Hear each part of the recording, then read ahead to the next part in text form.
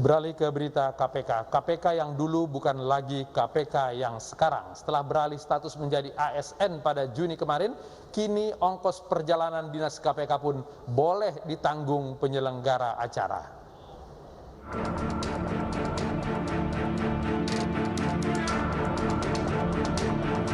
Komisi Pemberantasan Korupsi menerbitkan Peraturan Pimpinan Komisi atau Perpim nomor 6 tahun 2021 tentang perjalanan dinas di lingkungan KPK per tanggal 30 Juli 2021.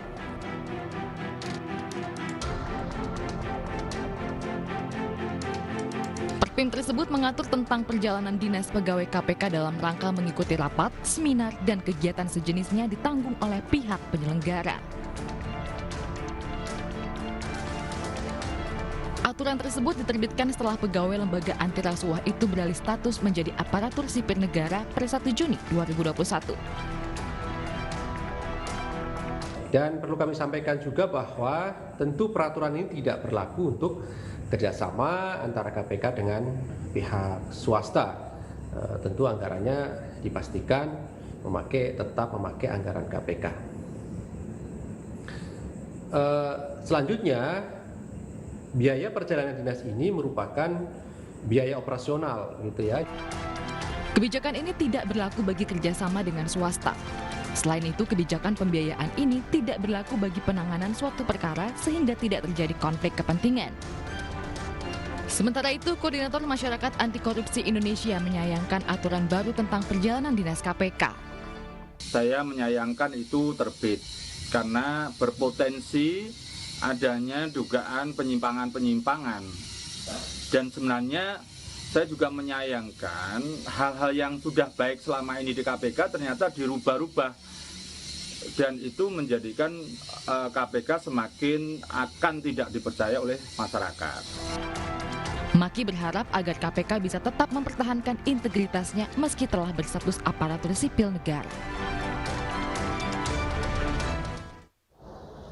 Apa yang aneh dari perubahan aturan tersebut? Kita langsung berbincang dengan Komisioner KPK 2007-2011 Muhammad Yasin. Pak Yasin, selamat malam. Selamat malam, Bung Latif. Ya, Waalaikumsalam. Apa kabar? Pak Yasin, ongkos dinas KPK boleh dibayar pengundang. Kalau di zaman Pak Yasin dulu memang nggak boleh?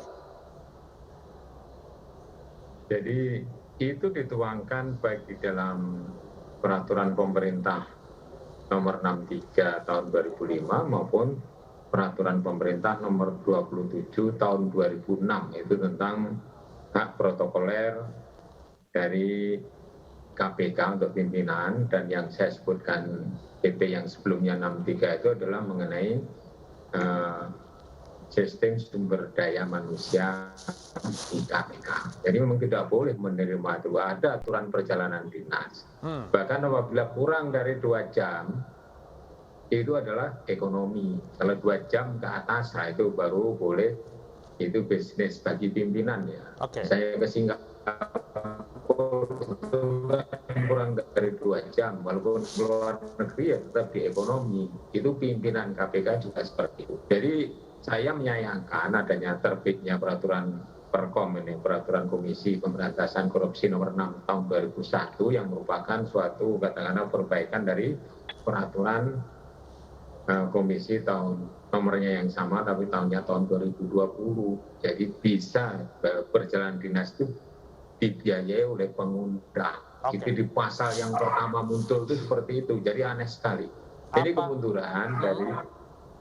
kemunduran besar dan justru akan merusak integritas dan independensi dari KPK itu adanya ini.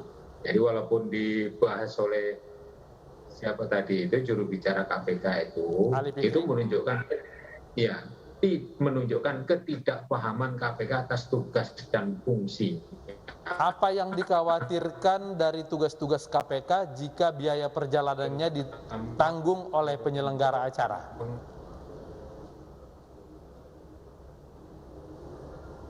Ya, independensinya nanti diundang ya karena dibiayai menjadi tidak independen, boleh dijemput, boleh ditraktir makan, ujung-ujungnya seperti itu. Jadi selama ini nggak boleh itu, nggak ada komisioner KPK dan pegawai KPK yang dijemput dan ditraktir makan oleh pengundang?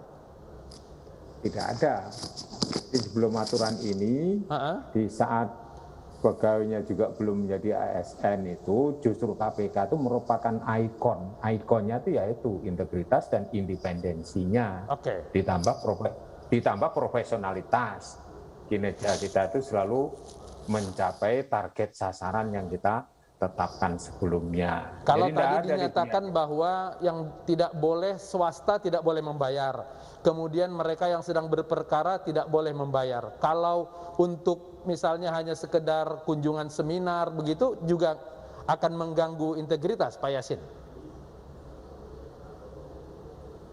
Iya, justru kasus yang banyak ditangani oleh KPK itu adalah yang berasal dari penegak hukum, instansi pemerintah dan instansi atau lembaga negara mengundang. Jadi ini akan mengganggu sekali dan ini merupakan bagian dari gratifikasi itu menerima perjalanan dinas itu. Jadi pasal 12B besar Undang-Undang Nomor 20 Tahun 2001 itu menegaskan bahwa penjelasan dari ayat bahwa penyelenggara negara atau pegawai negeri tidak boleh menerima itu sesuatu atau pemberian yang ada hubungannya dengan jabatan bertentangan dengan tugas dan kewajiban itu di situ antara lain adalah menerima tiket perjalanan dinas. Apa enggak bisa mengerti, memahami penjelasan itu tertuang di dalam undang-undang yang sekarang masih berlaku. Ini luar biasa ini. Kalau ini dalam basicnya adalah peraturan pimpinan. Apakah ini bertentangan dengan undang-undang sehingga kemudian boleh tidak dijalankan atau harus dibatalkan, Pak Yasin?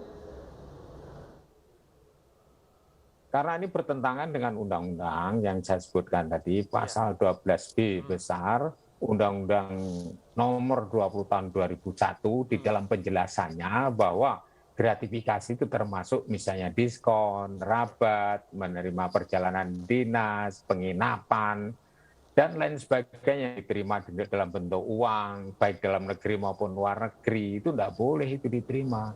Nah ini KPK mestinya harus menjadi pelopor untuk menegakkan hukum ini, termasuk tugas dan kewenangannya adalah menerima laporan gratifikasi. Nanti kalau orang yang menerima seperti itu menjadi bebas gratifikasi, jadi rusak, ini merusak undang-undang. Harus dibatalkan ini. Dengan perubahan status pegawai KPK menjadi ASN, kemudian ada hal-hal seperti ini boleh ditanggung oleh penyelenggara, apakah apa yang harus dilakukan supaya kita masih bisa berharap kepada KPK?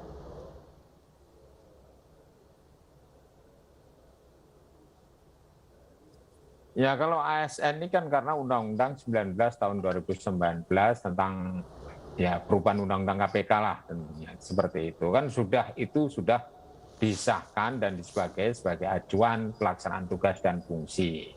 Tapi untuk bisa menjamin integritas dan independensinya menjadi terganggu ditambah dengan keluarnya Perkom ini. Ya kita maklumi lah itu jadi ASN memang sudah disahkan dan kemudian dilakukan judicial review juga kita kalah.